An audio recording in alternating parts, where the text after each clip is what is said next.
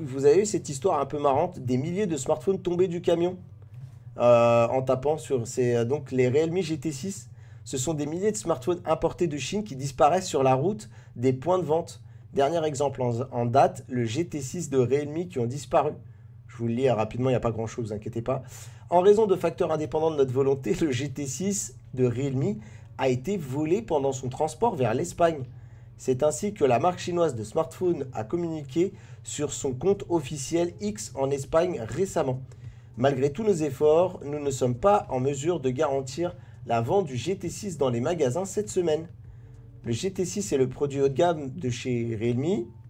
Realme s'était préparé à de nombreux réassorts de ses lieux de vente physique. Ce vol a fortement perturbé le stock de smartphones disponibles. L'incident s'est produit le 29 mai. Le conducteur d'un véhicule de transport a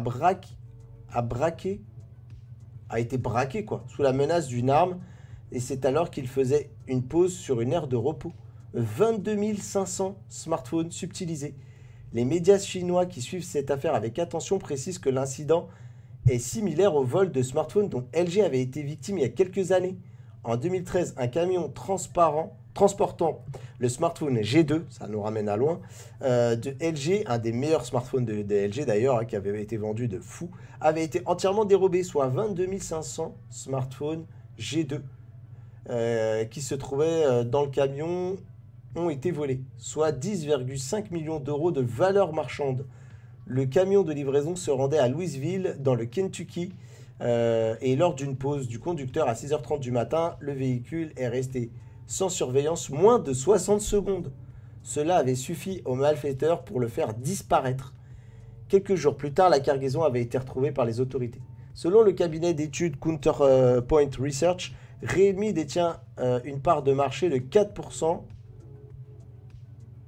C'est pas très bien écrit, la ZDNet, je suis désolé, mais je veux pas être méchant, mais détient une part de marché de 4% sur le marché européen.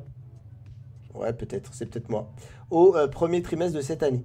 Il se classe au 4e rang derrière Samsung, Apple et Xiaomi. L'an passé, à la même période, sa part de marché était de 3%. C'est juste la phrase, je recheck juste, Realme détient une part de marché de 4%. Ils n'auraient pas pu mettre genre, Realme détient 4% de part de marché en Europe.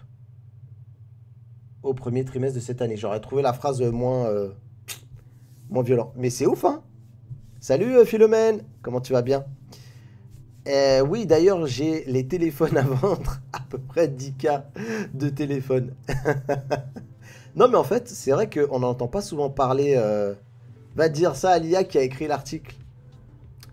Écoute, on peut demander à une IA d'écrire un article et quand même faire un coup de relecture derrière.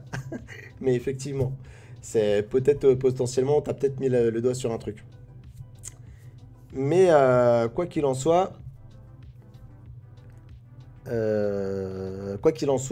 c'est un phénomène, je pense à mon avis, dont on n'entend pas souvent parler, mais qui finalement doit arriver peut-être. Alors après, on va pas se mentir, effectivement, David a peut-être pas tort.